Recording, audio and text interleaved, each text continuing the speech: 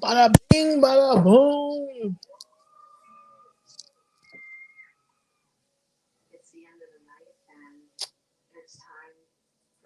Oh, well, what's up, y'all? Happy Sunday. Uh,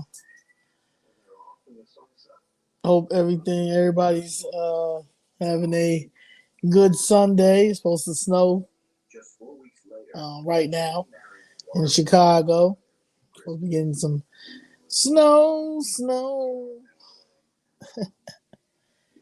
Um,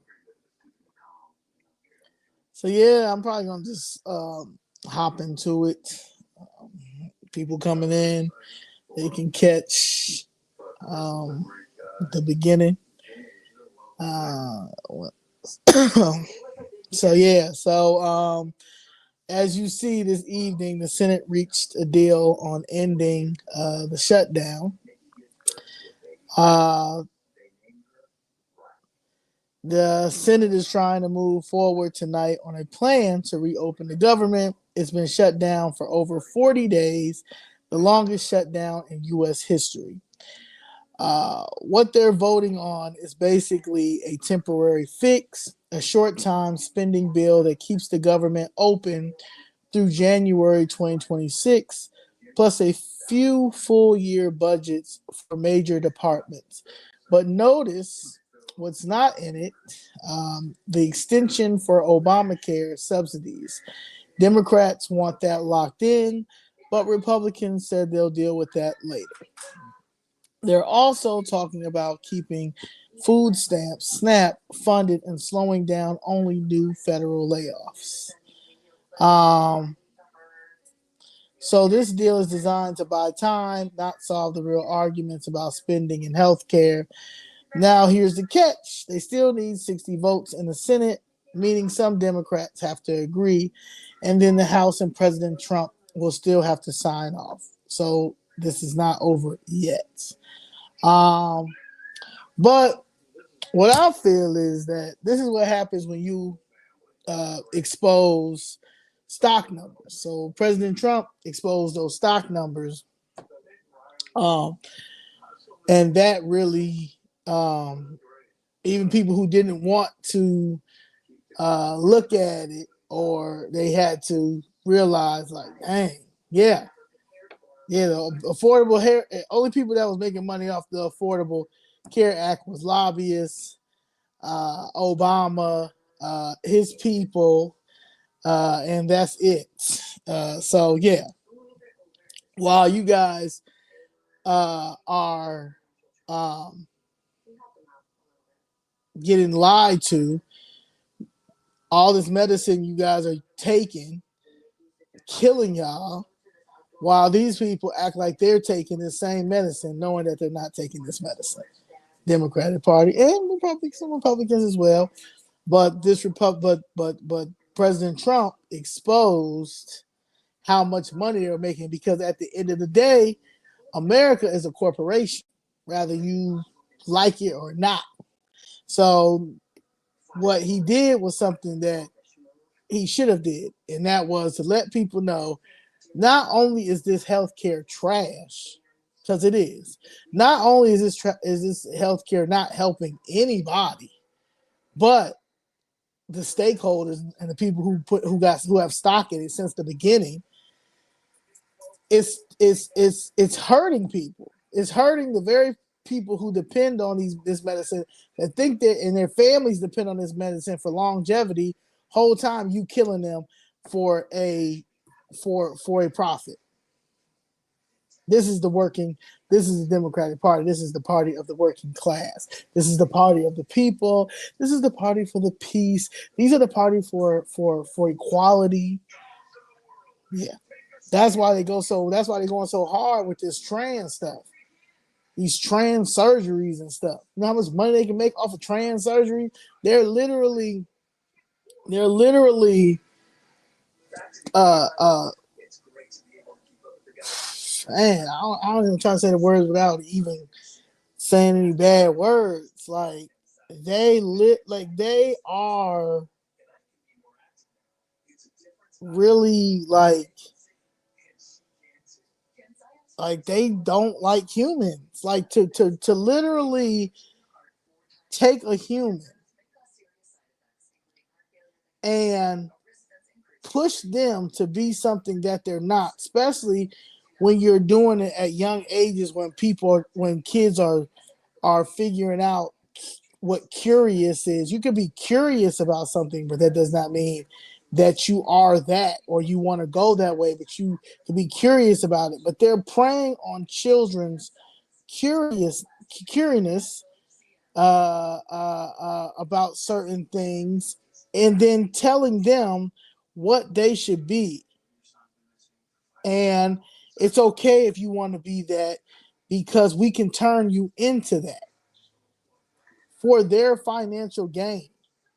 If that ain't sick, I don't know what it is. What is like that's the next thing. Like they knew eventually Affordable Care Act people was gonna finally realize that it's a scam, and then especially when they knew that Trump won by a landslide was gonna get back in off and we're getting back in the White House.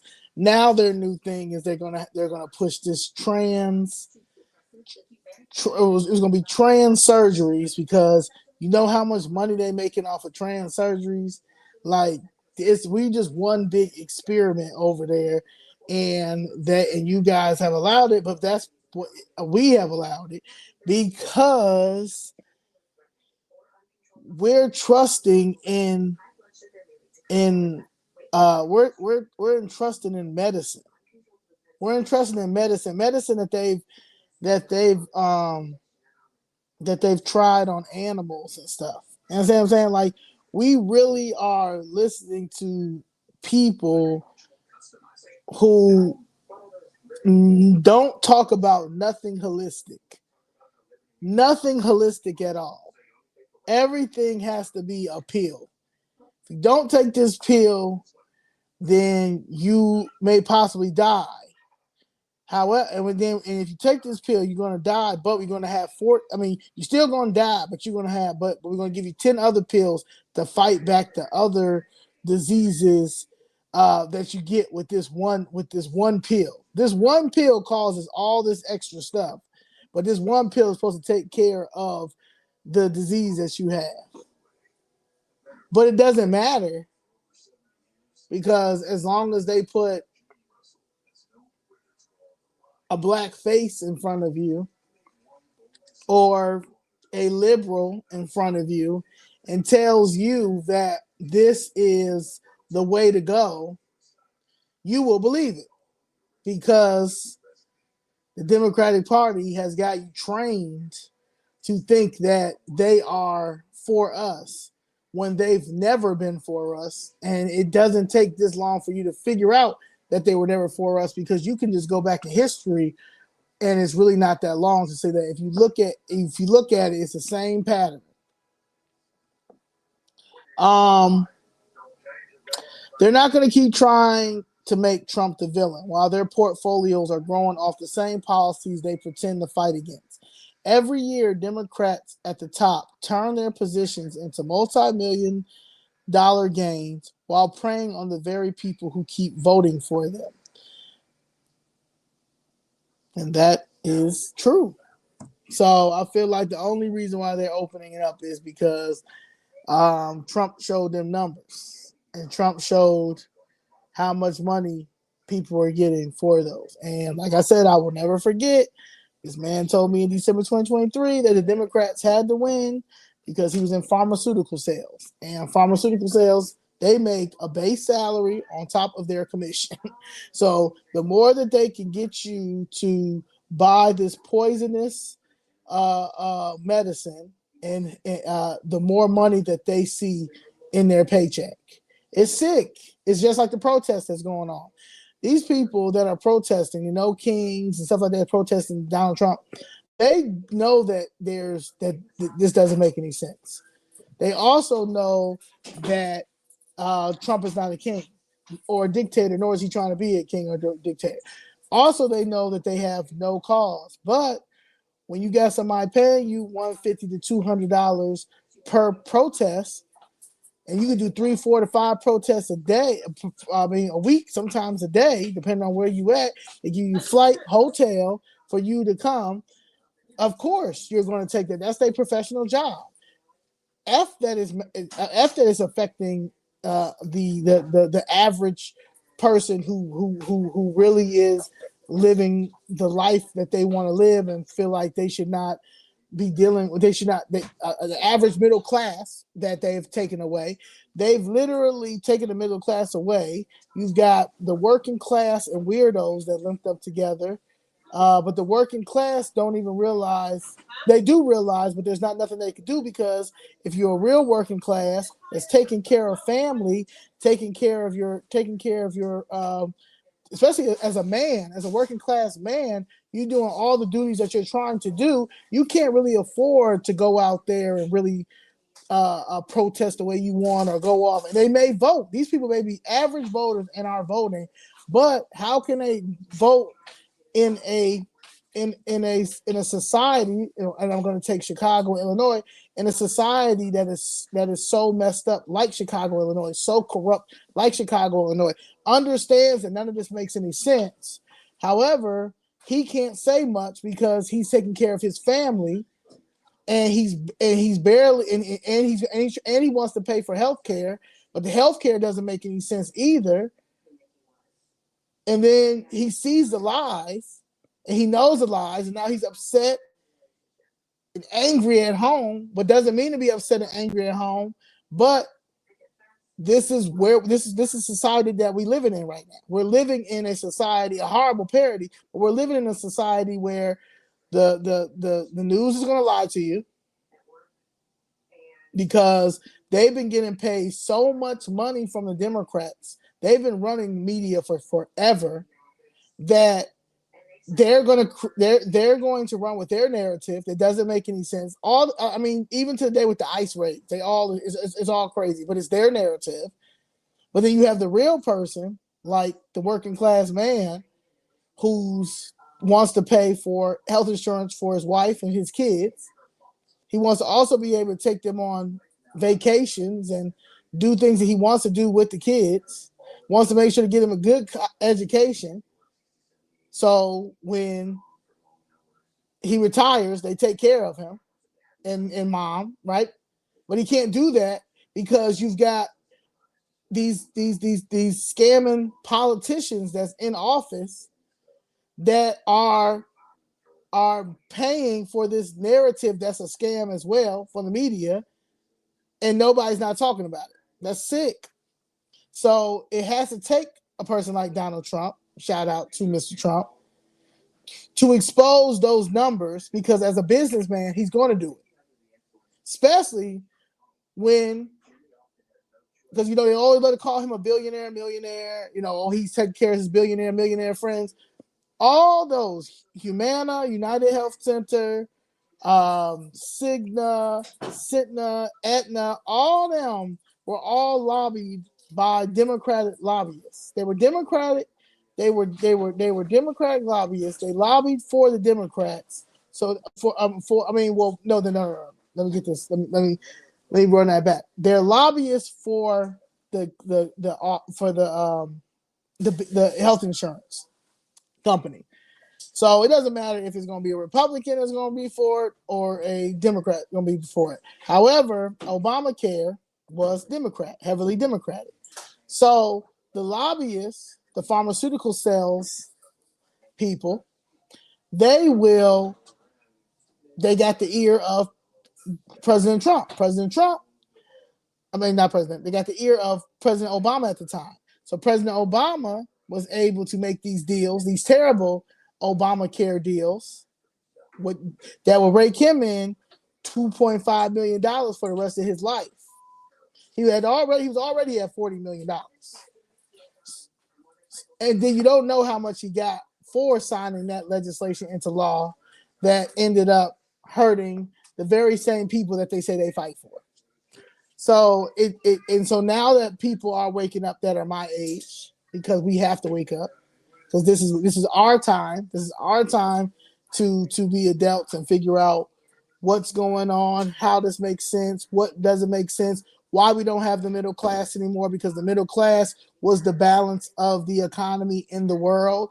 How can we get that back? Because I grew up in a middle class home. You know what I'm saying? So where does the middle class, where is it at? Why did it end? What's going on? These are things that my age group have to realize. Gen Z age group, some of Gen X as well, for Gen Alpha, and then whoever generation after them. And so we have to get into these schools, figure out what happened to the curriculum that we were taught when we were younger. Why did it change? Why are our kids sexual objects now? Like, what we have to really look at everything, and we have to get in government. Regular people that are working class people who have families, people who believe in family, believe in a good business, good governance. You have to get in office. If you don't get in office, you have to register to vote. You have to look at the policies, or you have to get involved. You have to be on your school board. You have to be on your police board. You have to be involved. If you don't be involved, then honestly, this is what happens. This is exactly what happens. Black people, y'all have to be involved. You cannot continue to vote blindly Democrat just because you feel like they doing it, they cool, they dress well, they doing it, they doing this, they doing that, haven't done nothing. Hasn't done nothing. Have turned the black Democrats have turned it into an entertainment party. That's all they care about is entertainment over there. All they care about is galas, BET Hip Hop Awards, stuff like that. They do not care about what's really going on in the communities, what to change, how to change. Like, there's no way in the world that we have all these black people that graduated from these HBCUs, that graduated from that's in government, but our communities still look the way they look. We don't have no planning and development. We'll never have any planning and development because y'all don't care about planning and development. All y'all care about is getting a seat at y'all weird table and outstunt the other one. Y'all care nothing about the people that y'all supposed to serve. And y'all will never, ever care about the people that y'all serve. That y'all serve, because we do not hold you accountable. And then when we do hold you accountable, especially when it comes to me, I get this. Why you want to go on Brandon? Brandon, a black man. Why you want to go on Brandon? The very same reason why I should go on him, because he's a black man. What is you talking about? So I'm supposed to only go off on white men? When a white man haven't done nothing to me? When a white man do something to me, I'll check him. When a white woman do something to me, I'll check them. When a black person do something to me, I'll check them. If an Asian person do something to me, I'll check them. If a Hispanic person I'll check them. If a Jewish person tries to, I've checked Deborah Silverstein plenty of times. I know Deborah Silverstein, the 50th alderman, is a racist, but she's not the mayor of Chicago. Brandon Johnson is a black man that loves to tell people that he's a black man. That is why, yeah. So I don't want to hear that. No, you're going to have this season of politics. You're going to see how many black people that are going to go down. As for Ricos, for the fraud that they did, for the stealing, this don't got nothing to do with Trump. However you feel like about Trump and the Republicans and the white man, nah. These black people that put themselves in these positions, these public servant positions, these government positions, did this themselves. Did this to themselves. And the only people that's going to be able to check them is us. Because when the white people check them, you do what you do to Trump. Trump ain't got nothing to do with this idiot right here. Nothing.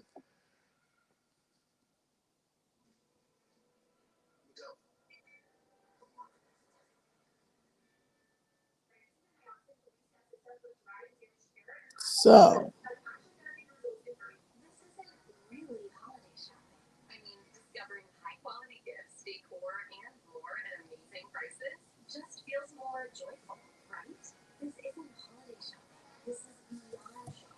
yes, Operation Greylord 2.0. That's the only way. Ain't nobody got time for these play people. Yeah, it's about to be the biggest black and brown Rico you've ever seen in your life. They keep talking about black and brown. Watch. It's gonna be a few white people too, but it's gonna be a lot of black and brown. It's gonna be a black and brown situation. It's gonna go down as black and brown. Y'all gonna say it's racism. Y'all gonna say that it was just pure racism. They was no. This is we're in scamming season, baby. And these black people that are in office are scammers. PPP loan don't have nothing on these people that are in office, like this man right here. I could say what it is. So, Chicago is struggling with record debt, crime, homelessness, illegal immigration, and housing fraud. And instead of addressing that at home, Brandon Johnson runs to the United States Zoom to lecture the world about America's human rights issues. Meanwhile, people in Chicago can't even get their property taxes straight. Neighborhoods are collapsing, and small business owners are being crushed by the same progressive policies he praises overseas.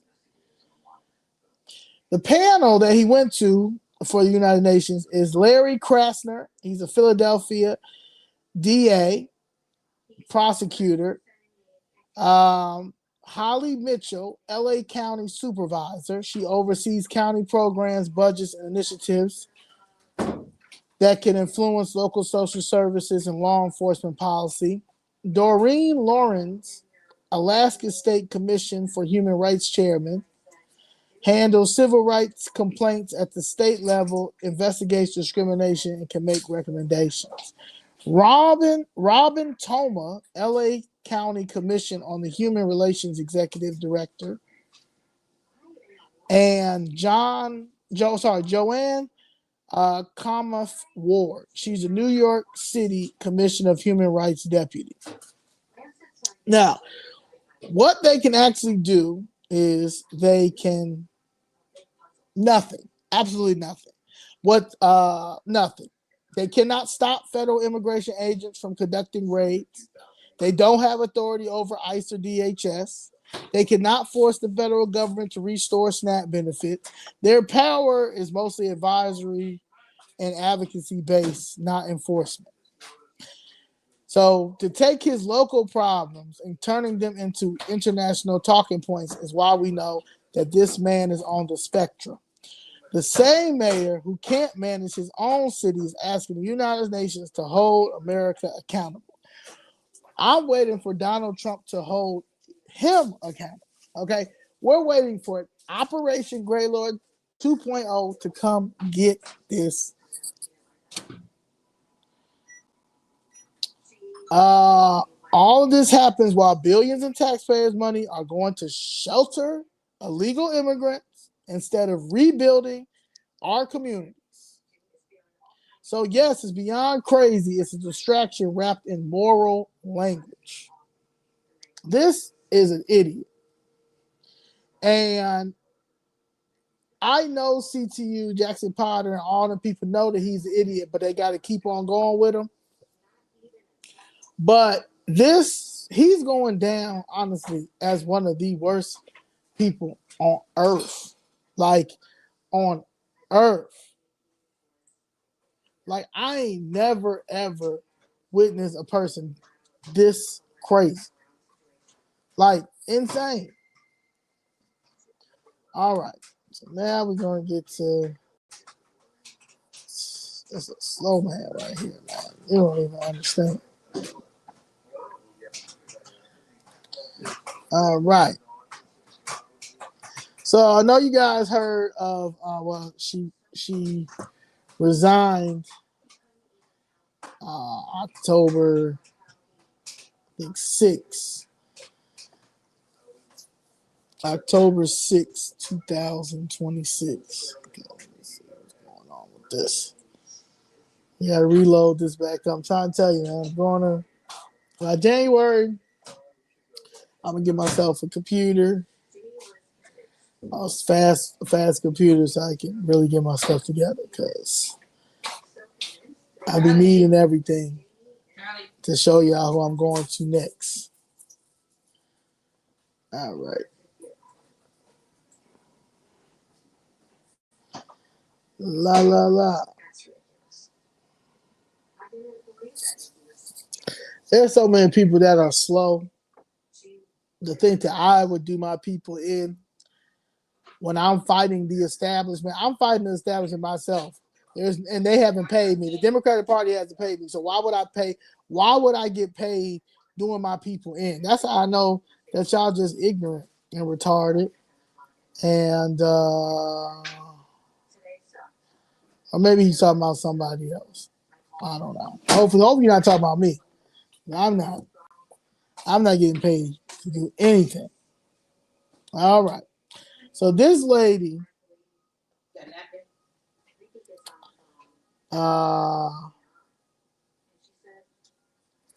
is Celine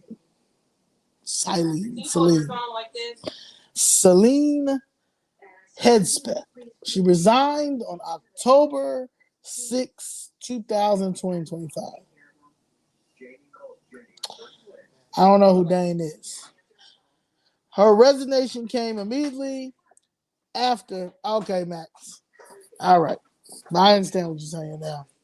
You know how it is out here. I'm getting sensitive because they be saying I'm all types of sellouts. I'm like, how? How do I sell out when I'm out here fighting for my mom? They're not even no.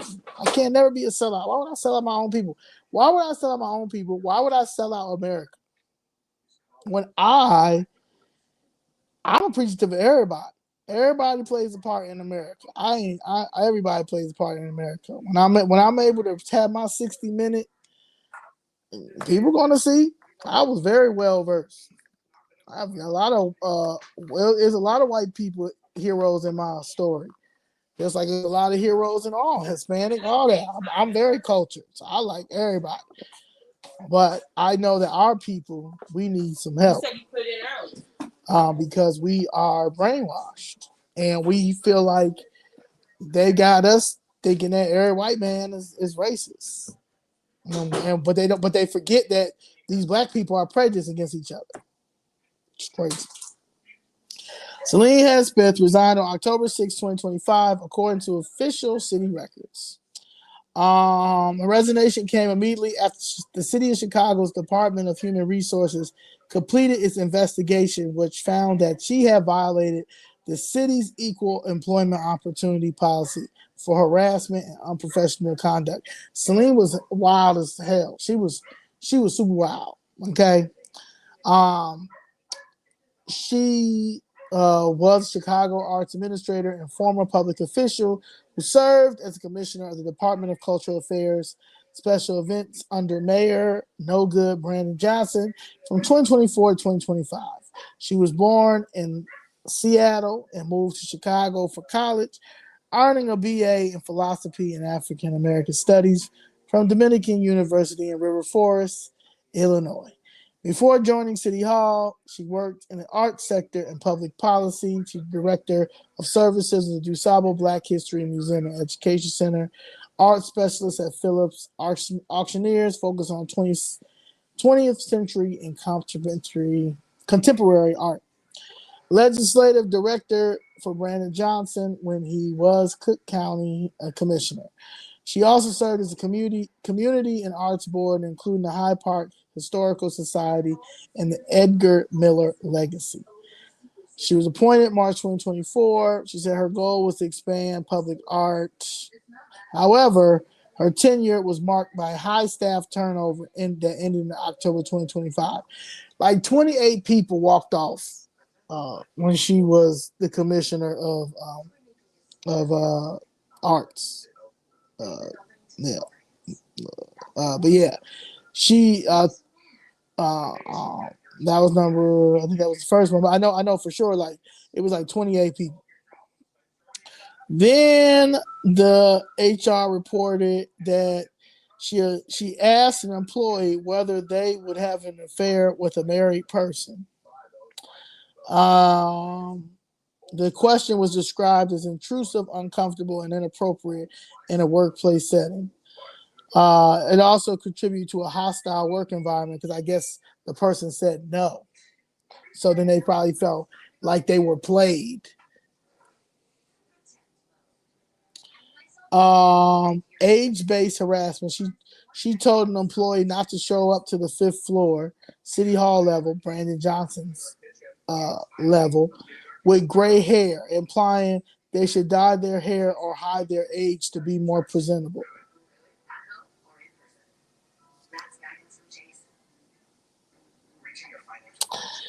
Then the racial ethnic harassment. She allegedly instructed one employee to put on a thick accent so it's hard to understand you and to wear traditional cultural clothes when appearing before city council. The employee described the incident as humiliating and demoralizing. Then she had the pronoun and identity disrespect. The HR investigator found that she ignored and failed to use an employee's requested pronouns, violating city inclusion policy. Now, she says that this report contains inaccuracies and omissions, and that she is confident that full facts will come to light through legal channels. That's what she says. Now,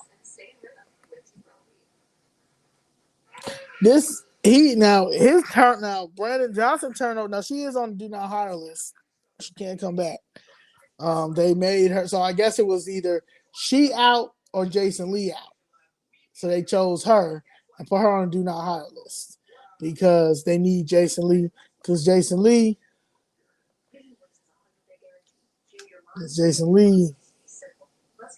he got a lot. That's a whole nother story. Okay, so Illinois schools, as you know, are failing low-income students, and nobody's talking about it, but we all are talking about it.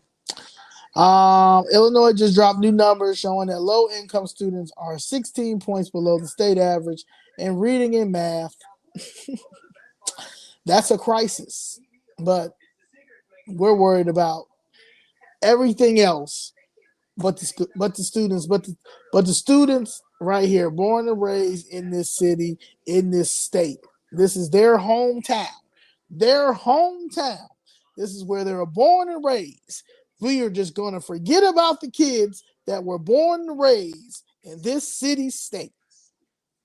That to the point that the kids cannot read, but what our elected officials are going to be out here giving candy to the illegals, run to the United Nations to try to save the illegals.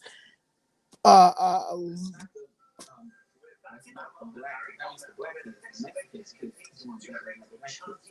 I don't know, because we got some statistics.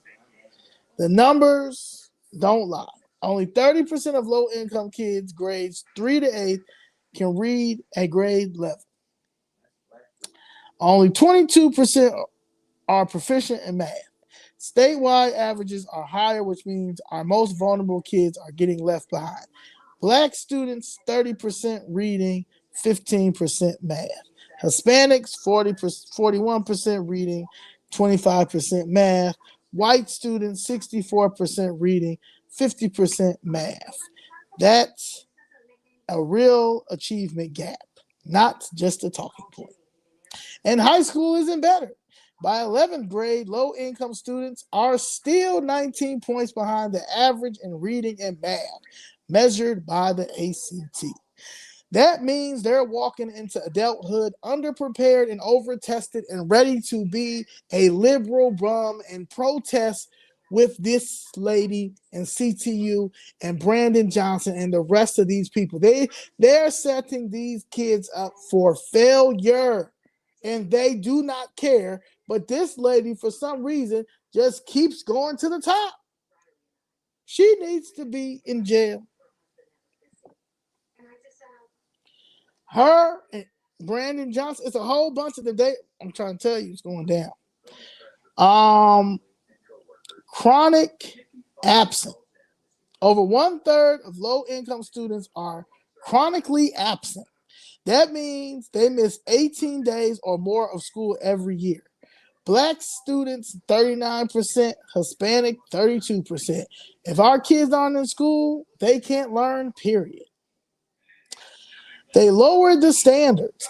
Illinois actually lowered the score, need to be labeled proficient. So when the state says scores are improving, remember, they just moved the goalposts. That's not progress. So they put it down. They don't care if they don't want the kids to apply themselves or nothing. Billions are pouring into education equity programs, consultants, and contracts, but the children these programs are supposed to help are still failing. Meanwhile, politicians use the word equity while gutting the quality of education in low-income and Black communities. Where's the accountability? Where's the money actually going? Can we get an audit? Can we get an audit? Can we get the Department of Justice to come in? Can we get the IRS criminals? Where are the arrests? I need an arrest. This isn't just about schools, it's about priorities. When our kids can't read or do basic math, they're being set up to depend on the same system that failed them. You can't talk about equity while preparing failure on purpose. We need real parental choice, financial transparency, especially around TIFs and school budgets, high standards, not fake progress, community-led solutions that hold schools accountable. If you live in Chicago, start showing up at your local school board and city hall meetings and ask, how much money did our school get? Where did it go?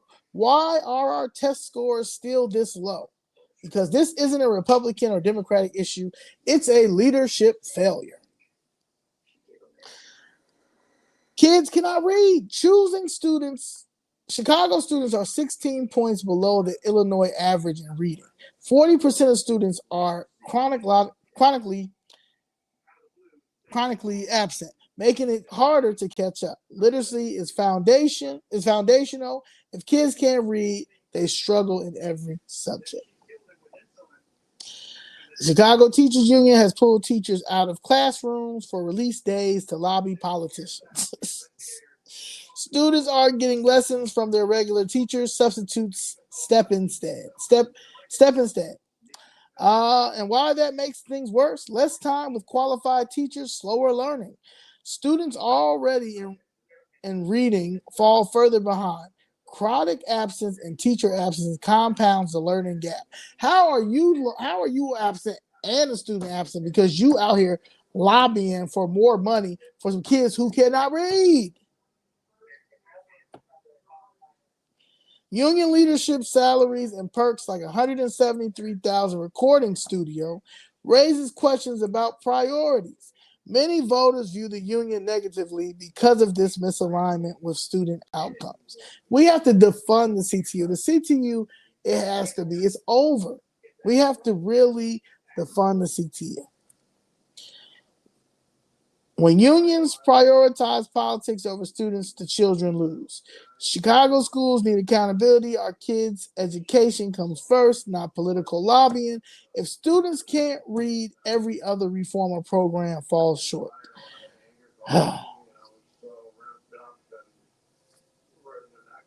She's terrible. They're all terrible. All of them.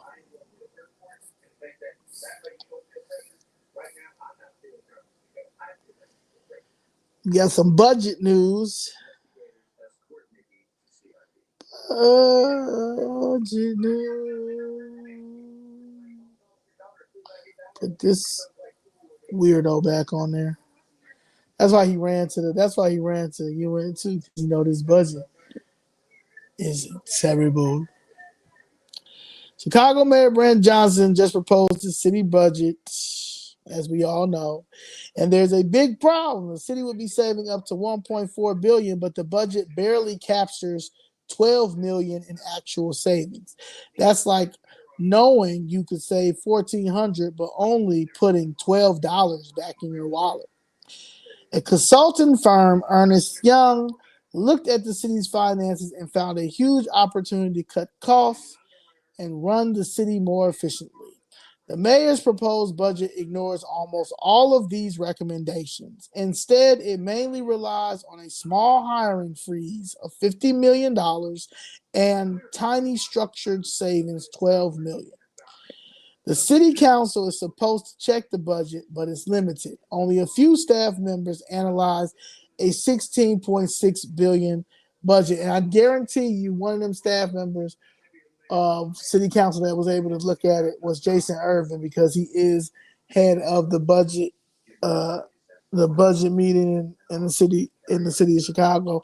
But he doesn't care because he is a criminal as well.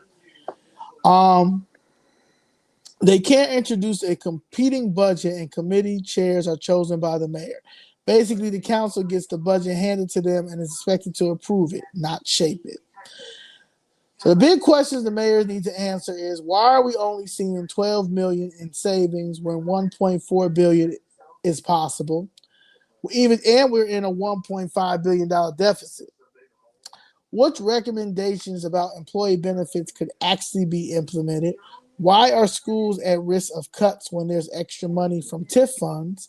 How will residents know if these savings actually happen? How much does the budget depend on temporary fixes instead of real structural solutions?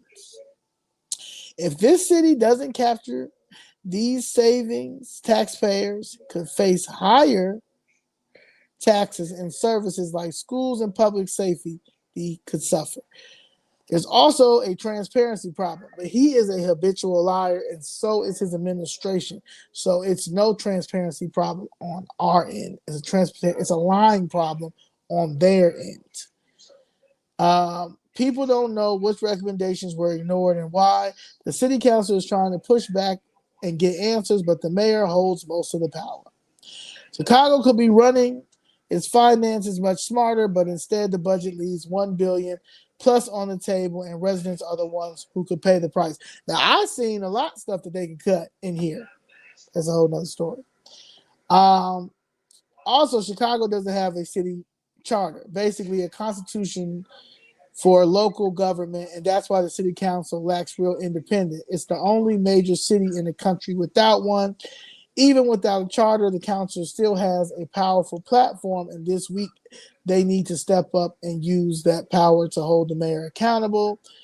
What does a city charter do? It sets up the structure of the city government, mayor, city council departments, defines powers and responsibilities for officials, explains how elections, budgets, and laws are handled, protects citizens' rights at the local level. You know they don't care about protecting no citizens' rights. Why it matters: it gives the city more independence from state interference, creates clear rules for accountability and transparency, ensures that a formal system for checks and balances. Checks and balances.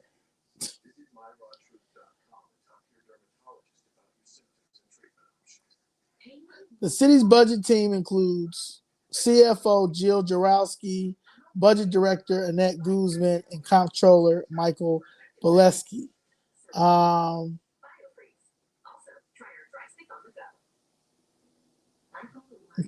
Also, as you know, the Standard & Poor's downgraded, that's S&P, downgraded Chicago's credit outlook to negative. Now, last time I talked, they were thinking about doing it, but now I guess at the end of that day, they downgraded it.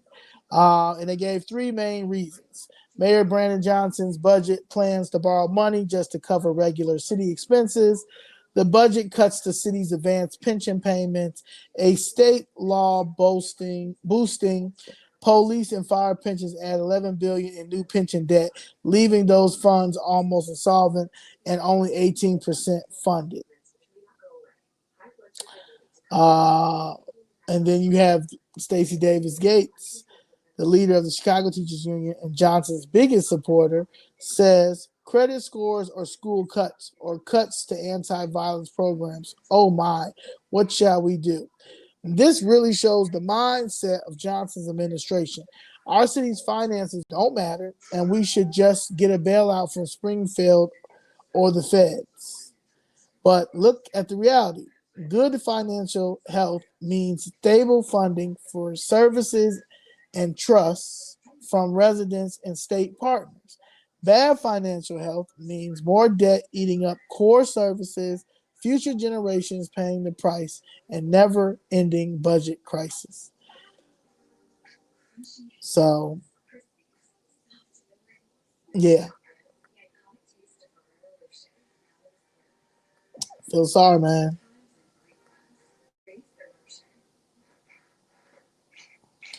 They're writing, yeah, Danny Davis, you know he got to go. Chuy García, I know he had to go too.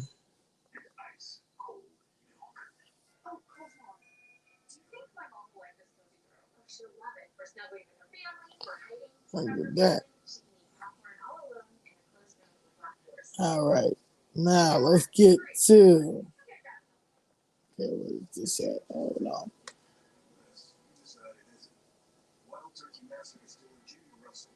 All right. Moving on to the next. I gotta get my video. I mean, I gotta get my.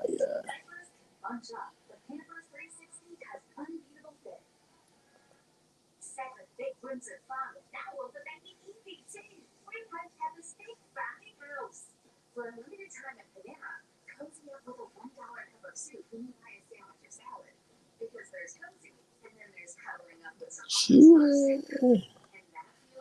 All right. So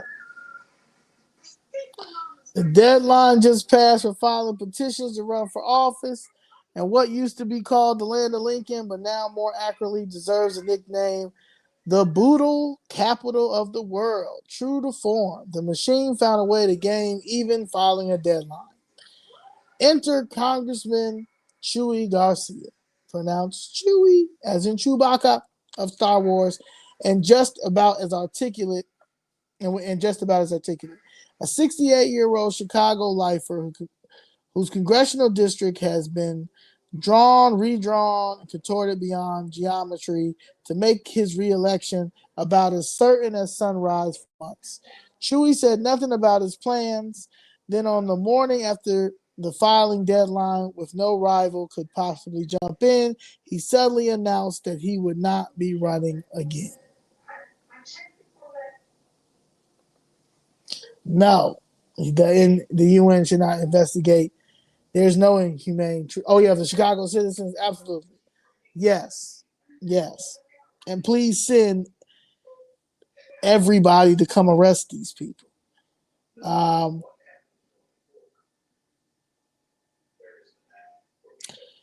and what do you know it? His chief of staff, also named Garcia, no relation. They did say that's his baby mama. Of course, just happened to have petitions already filed. Magically, she's the only Democrat on the ballot in this town. That means she's already a member elect of Congress. If that's not a political inheritance, what is? Chewy, in case you're wondering, is a Spanish nickname for the many Mexicans named after Jesus Christ. In this case, it isn't any wonder that no one wants to call him by his given name, as if would be obscenely crazy. His son is a known member of the notorious and vicious 2-6 Street Gang, which openly sells drugs, perpetuates gruesome violence, and preys on Garcia's hapless constituents. Even Chewy must have felt constrained from crowning his cop-hating criminal son as heir to his crown and scepter, thus explaining the coronation of the princess, another Garcia who no doubt will take good care of the 2-6er criminal crown prince on the lowdown.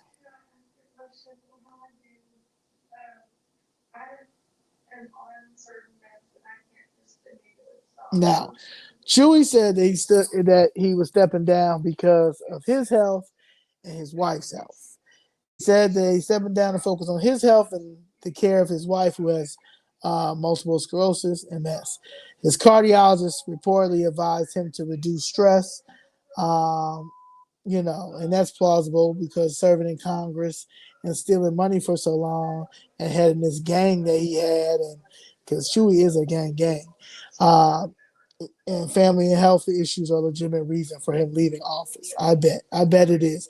With all ICE raids going on, with these RICOs that are about to come up, I'm pretty sure that it made sense for him to step down because, as you see, Ed Burke and Madigan uh, are that had got indicted and and touched the prison grounds. You don't think that Chuy Garcia is going to touch a prison ground? Do you think? Because I think a little bit that he may have to touch a prison ground. He is part of the Hispanic KKK.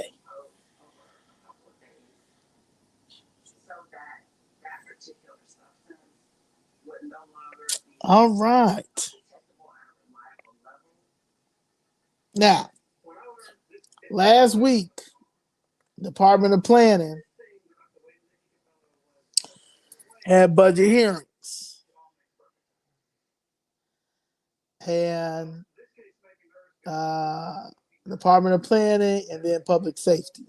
Public Safety had 2 days, and then you had like the man with the Department of Planning. Where are we at? Where are we at? Here she goes.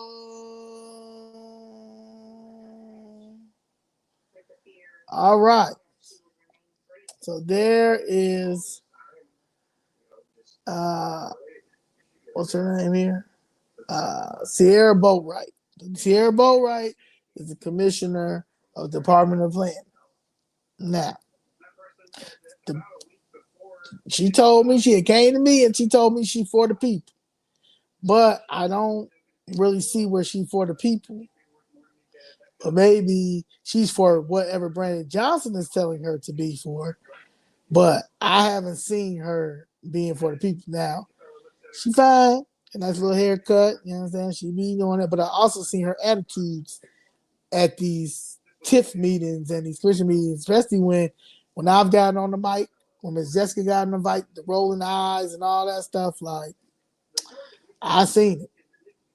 So, and I don't think she know what she doing.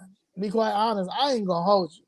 I don't think they give them these talking points, and that's it. And they just give them the script and be like, "This is what you're gonna go for. Ignore this, ignore that." And it's like, you can't ignore like this is a new generation. Y'all ain't gonna keep doing this stuff. Like y'all not gonna keep doing this. Because see, I knew about TIF money a long time ago. And I think probably other people knew about TIF money too. But TIF money is honestly what this administration is doing is they are laundering it. They're trying to launder it. They're trying to launder it to get all of it because they think that they're going to pay everybody to get this man back in office. Or try to run Stacey Davis Gates, somebody for the next mayor, but he's literally laundering TIF money, like laundering it, and she's helping, and I don't want her to get locked up, but you're gonna get locked up if you follow Brandon Johnson lead. You can't do that, Sid. Like no. So. 2026 budget, Brandon Johnson takes $1 billion from Chicago's TIF district's monies that's supposed to help rebuild neighborhoods and use it to fill the city's budget hole and give about $552 million to Chicago public schools. Now, my family asked for TIF money to help rehab the Sandpiper Lounge before the city just decided to knock it down. So they do pick and choose. So I don't even rock with a lot of aldermen do not give you that money either. They have access to help you get that money, to help you what's it. But if it's not, if you ain't on they level, like if you ain't giving it to them or you ain't working, if they're not getting nothing out of it, they're not gonna help the community. They'll help their certain friends in the community, but they're not going to help the community. TIF money has been around for a very long time, even when Daley was in office. if people really cared about TIF money and really cared about revitalizing the South Side in certain neighborhoods, especially the most blighted neighborhoods, the TIF money would have been used for those areas, and we would have a lot. We would have a lot of income coming in. Our economy would be booming over there on the South Side, West Side. A lot of our landmarks would still be there on museum purposes. So you understand what I'm saying? Like we're literally not doing what we need to do as far as to keep bringing money into the communities, so the communities can help that can help the city so everybody, so the middle class A can come back and everybody has every fair share in their communities. So the Department of Planning, somebody like this lady she's going to get a raise. She was making $202,000 last year. She's going up to $214,000. But at the end of the day, you helping Brandon Johnson launder this TIF money so he can continue to steal money, because he done stole so much money as soon as he first came in there. TIF, which stands for tax increment financing, that's property tax set aside to fix up struggling areas like businesses, corridors, housings, and parks. In other words, the money is supposed to stay in the neighborhood that earned it. A lot of aldermen from the South and West Side say the move robs their communities of redevelopment funds, which I agree, but they also rob their communities. So, also they say Johnson is rating TIF accounts like a piggy bank, of course, but that was Daley's piggy bank too, instead of fixing the city's spending problem. Projects that were promised to residents like grocery stores, housing, or small business grants could now be stalled or concealed. Where Sierra Boatwright comes in at is the Commissioner of Department of Planning and Development, DPD, the department that manages TIFs and city redevelopment. She's the one answering all the people's questions during budget hearings and why so many TIFs are being swept and how the city will make sure projects don't die. Boatwright says she's trying to cut the tape. They always say they're trying to cut the tape. That's what they love saying. Speeds up permits and makes development easier, but critics argue bureaucracy hasn't improved and neighborhoods still aren't seeing results. Why she defends it for the mayor? She says that the city is broke and that this is least the painful way to balance the books. Johnson says CPS desperately needs the money to avoid layoffs and classroom cuts.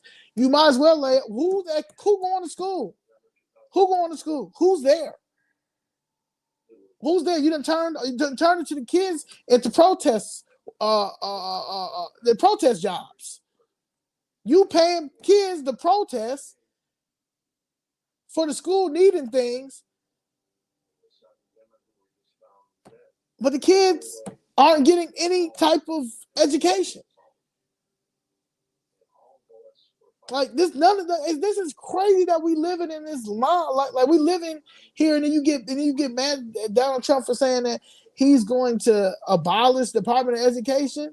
Who is learning?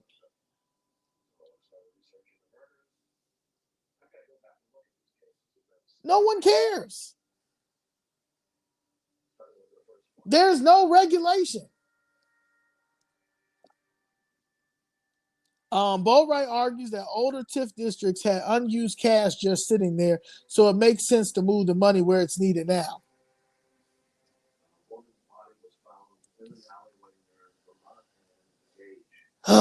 Anyway, this is a quick fix that helps the city in 2026. It's going to hurt long-term investments in black and brown neighborhoods, but it doesn't matter because y'all trying to push us out anyway. And because word on the streets here, they said you was riding on 79th with Alvin.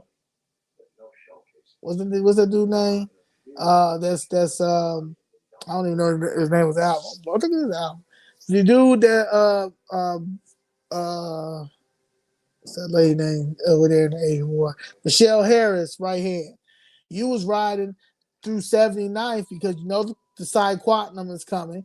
You know that they're trying to you don't want none of that remodel because you working with whoever developers and rich developers over there and stuff like that. So y'all don't care. All you said, all that, everything can be downsized because y'all working on something bigger and better. Screw the mom and pops. Screw the small businesses. Screw the black businesses. Screw the homeowners. They said that Chuy was driving down 79th with Michelle Harris, that dude, that weirdo that be around with him. I call him.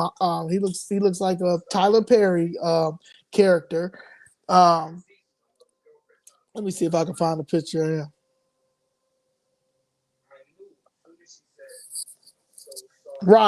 Alvin Ryder. That's the dude name, Alvin Ryder. She rode down the street with him. Hold on. Let's see if I can get. Is he?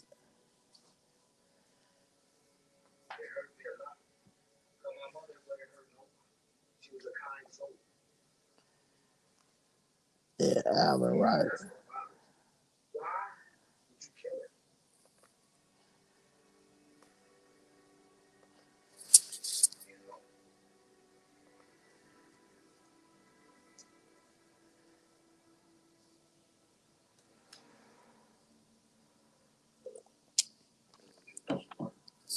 Hold on, y'all. Y'all gotta see him. See this man I'm talking about. So when y'all see him, this is Michelle Harris. It's her rider right here. This one coming there and punk people, be lying. I think he on the do not hire list too, but he still be around, being weird. All these people are weird. These are weird people. I know he ain't here.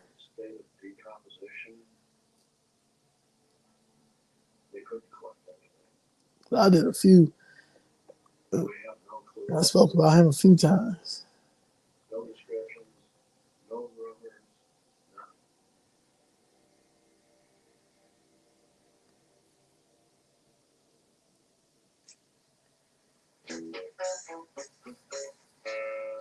There's so many of these people. Man, I got so many people. Hold on, I want you to see this man. So y'all remember him because he is. He got a lot of money over there, and he's the one running things over here. But this Tyler Perry character, he's a bully over there. He's running things over there, and he is Michelle Harris. That's her handler. This man right here, weirdo Alvin Ryder.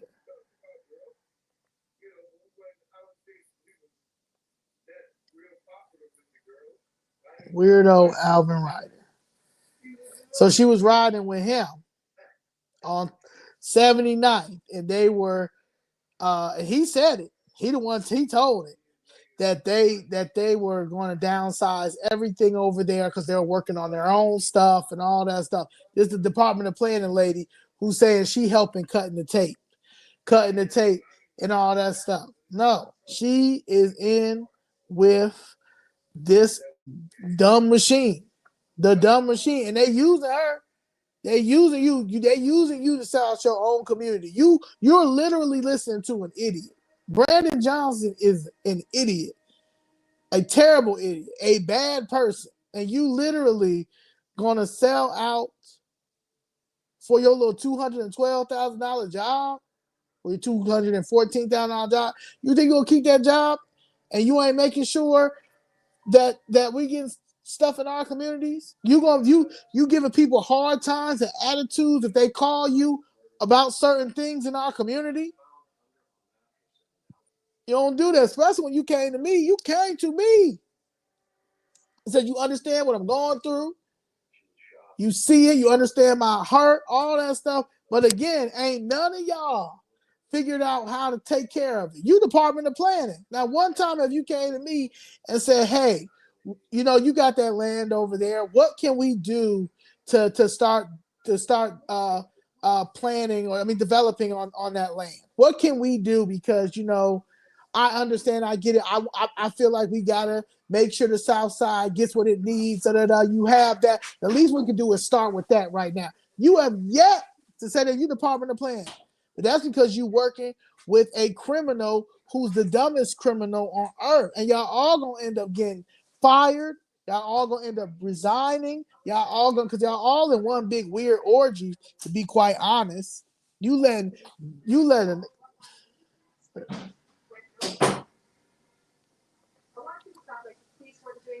y'all letting somebody.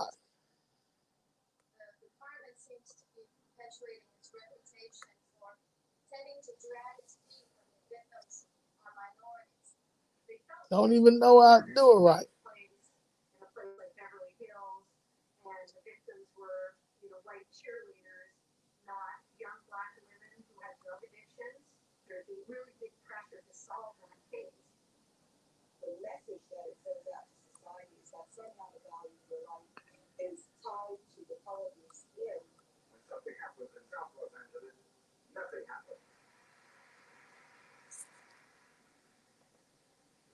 Y'all got somebody like this that's gonna make y'all lose everything. Y'all risking everything for this. This right here. Y'all risking everything for this right here.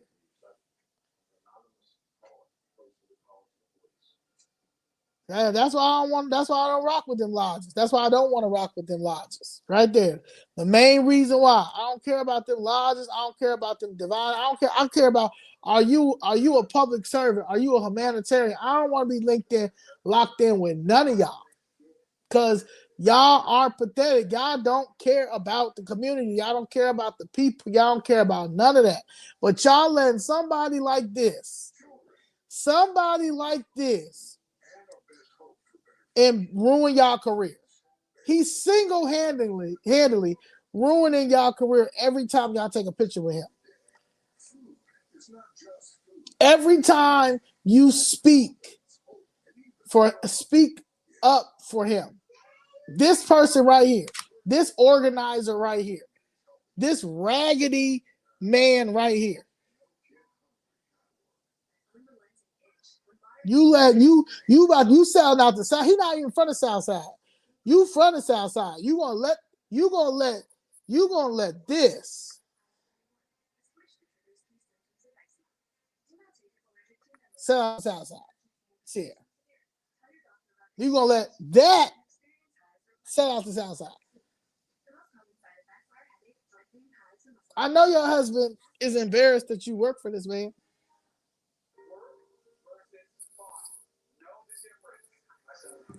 The whole world is watching Chicago. And you literally gonna sell out the South Side for this.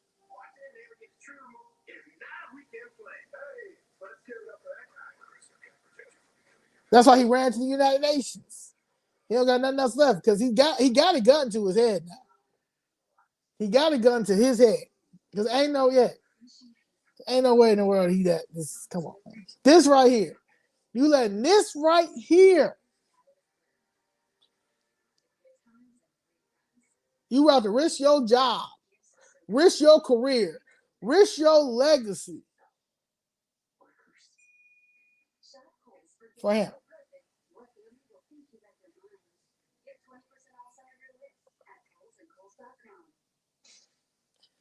Yeah, I'm good. I'm good on. This man graduated from Evanston High School. His whole high school reunion said they don't know what happened to him. They said this was not the Brandon Johnson that they graduated high school with. Even when they was their 20-year union, class reunion. They said they don't. They said they send like they in a group chat when I with him, but they said like they cannot believe they got to pick up the phone and call each other because they cannot believe that this is the same man that they went to high school with, tearing up the city of Chicago. This man right here. You let that Sarah Boatwright, Commissioner Boatwright, you let that embarrass the city of Chicago.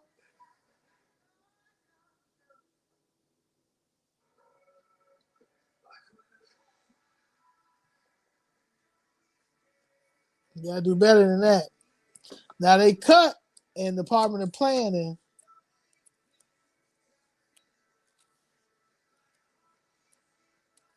And she makes 200 and she's going up. If the budget passes, she'll make a total of $214,344. And of course, she has a deputy commissioner and a first deputy commissioner. The first deputy commissioner makes almost $200,000, $199,800, and then the deputy commissioner for $157,000. Then the finance, you've got another deputy commissioner. Everybody got a deputy commissioner, but they are the supervising planner for the North and Central regions, so North Side Central regions. They are cutting that job. They are, of course, probably cut that job. What's on the North Side anymore? We're trying to attack the South Side, take everything we got on the South Side. The project coordinator, they cutting that job. They cutting this. That's in systems planning and land sales and open space. They're cutting the supervising planner, city planner, and historic preservation. They're cutting that job. They're cutting in zoning administration, the senior zoning plan examiner.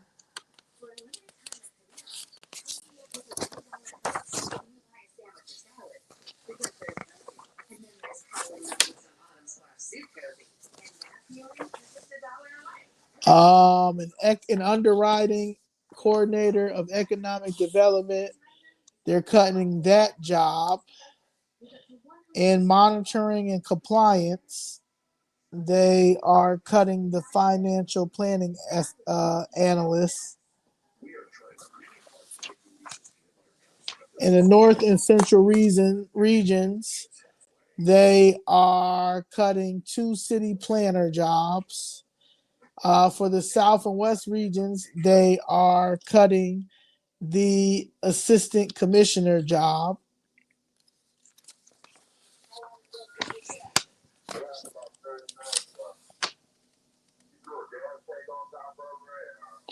And then you got the neighborhood opportunity fund. Everybody keeps their job. Now, neighborhood opportunity fund for the loans and grants is a total of $65 million. And the same people get the same neighborhood opportunity fund grant. So she over that too. I mean, they got their people, but she over that too. So the same people get the same stuff. See what I'm saying? So the TIF, I disagree with that TIF money being moved, even though I also understand that the aldermen be stealing that money too. But Brandon Johnson is trying to launder $1 billion into the Chicago public schools. The Chicago public schools need oversight. They need federal oversight. Honestly, they need federal oversight. They need somebody coming there and to fix a lot. We pay, if not more, we pay out a lot of sexual harassment, sexual abuse lawsuits in CPS, but because they're minors, they don't talk about it. So it's all messed up, man. Like, it's all messed up. They want to talk about, you got CPS, CTU people paying people to go down there saying defund the police, saying that they're brutality, all that type. The whole time in CPS, y'all are campaigning for all them sexual harassment and sexual abuse cases that's going on over there, and our kids being used as sexual objects. Y'all don't Y'all don't want to defund that. Y'all don't want to figure out that. But we got to defund the police because you feel like the police with the brutality and trying to be dictators out here, all crazy stuff that y'all make up, but y'all never talk about uh, uh, all the money that we're paying out. And some teachers go to jail, but all the pay, not all of them, but all the money we paying out for these sexual harassment cases because it's a minor and they don't talk about it because they are minors getting ready to go to jail. Somebody said, "Where's Lloyd Lightfoot?" I'm probably trying to find an attorney.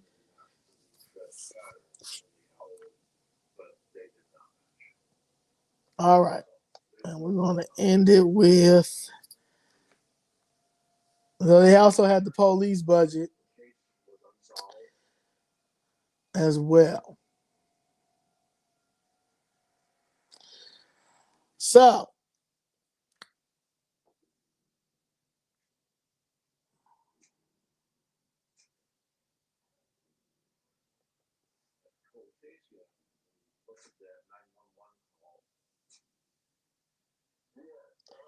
they're not gonna never invite me to the CPS holiday party. Um, they probably getting Kim Fox ready to run for mayor. You gotta figure out what they're gonna do. You gotta figure out something. So all right, so you got uh, they had their budget. They had 2 days of budget. Sneller, superintendent of the police department. Now Sneller did piss me off when he said that shootings was down because boy, you know damn well the shootings ain't down. But they also telling you what to say to and all that stuff. But okay. The Chicago Police Department is pushing a $2.1 billion budget for 2026. They say crime is down. October 2025 had 34 homicides versus 55 last year, a 38% drop. Year-to-year murders are reported as down 30% compared to the prior 3-year average. CPD points to decreases in violent and property crimes to justify the massive budget. But the reality is, crime isn't really down where it matters most. Many black neighborhoods on the south and west side still experience shootings, robberies, and daily violence. And even when you call 911, they're not even coming to the neighborhoods no more. They're not the 911 dispatchers are terrible. They don't. So if you call the call, it doesn't even matter because they're not coming. The violent crime on public transit is actually rising. Citywide averages hide neighborhood disparities. Some communities see improvement, but many are still in crisis. Millions are spent every year on overtime, often for festivals, protests, and administrative tasks, not protecting neighborhoods. New tech like gun recognition systems is expensive and raises questions about privacy, bias, and accountability. And they're not even we still haven't found anything to replace ShotSpotter. They got to figure out if it's going to work. If because see, stocks was doing plummeting in ShotSpotter, so it didn't make any sense for them to continue. They felt it didn't make any sense because they're not making no money in there, even though it was doing what it had to do until they found a replacement. The stocks was plummeting, the ShotSpotter, the name of the business. I gotta get the name of the business. That's the main reason why they took it down. Big numbers don't automatically make residents safer. Where the money goes matters how much, and matters more than how much the money is spent. I fully support police officers. They put their lives on the line every day, but traditional policing alone isn't enough to combat the level of violence in Chicago. The military should assist law enforcement in high crime areas to restore order, provide manpower, and strategically back up officers. This is about protecting residents, properties, schools, and businesses, not replacing the police. Chicagoans deserve real safety, not just numbers on a repeat. The city's crime numbers are being spun to look good, but on the ground, residents still face daily danger. Supporting law enforcement and bringing in coordinated military assistance can finally restore safety in order to neighborhoods long ignored. Yeah, we're at a point of no return, so you got to bring the military in. And when it comes to like our neighborhoods and our communities, and that's it. People can sit here and act like be mad or be upset or feel like that's wrong. No, that's very right. That's very right. That's very right. So uh, we are. There's some neighborhoods in the South Side you can't even go into. Like like you got people that saying they gonna have to shoot.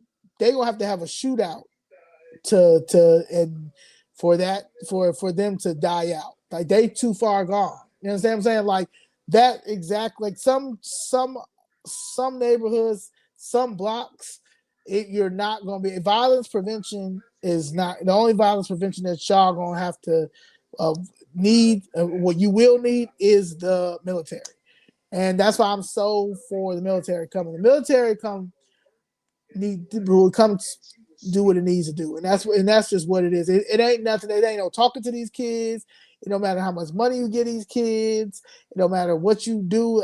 Some of them the services don't even matter because they've already made up their mind. They already chose the streets over anything else. So like that's just what it is. And you blame your leadership. You blame the blue city's leaderships for decades. And that's just what it is. We're concentrating on blue. We're concentrating on these heavily blue cities that every Dr. Martin Luther King street or bridge is I mean boulevard is ghetto. I mean that's just what it is. That's how much they think of Dr. King, even though they use him when it's time to vote these people in or elections. So yeah, that's what I feel about that. Uh, but yeah, the military has to come. It's like that's the only way to keep our property value up, to keep the closeness of what we have already in our community. We need that. We need the military. We need military intervention. So I don't look at it as I look at it as a blessing if we get it. I literally look at it as a blessing if we get it.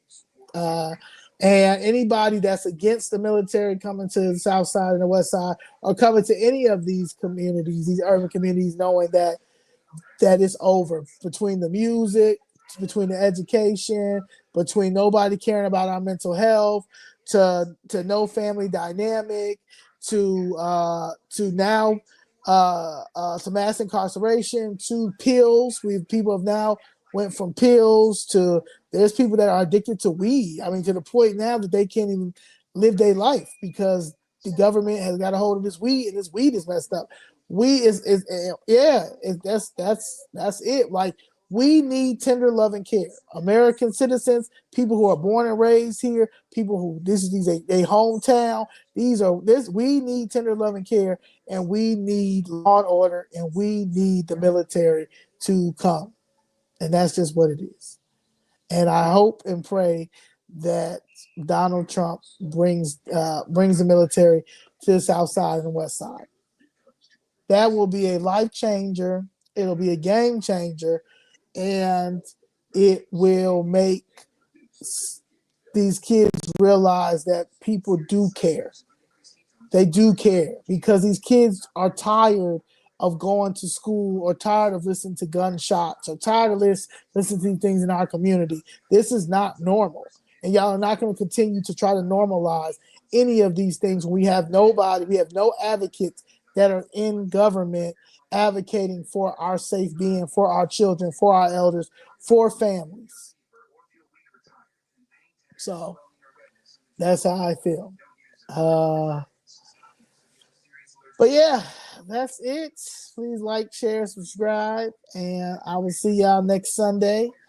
Thursday is the rebar at the Trump Tower.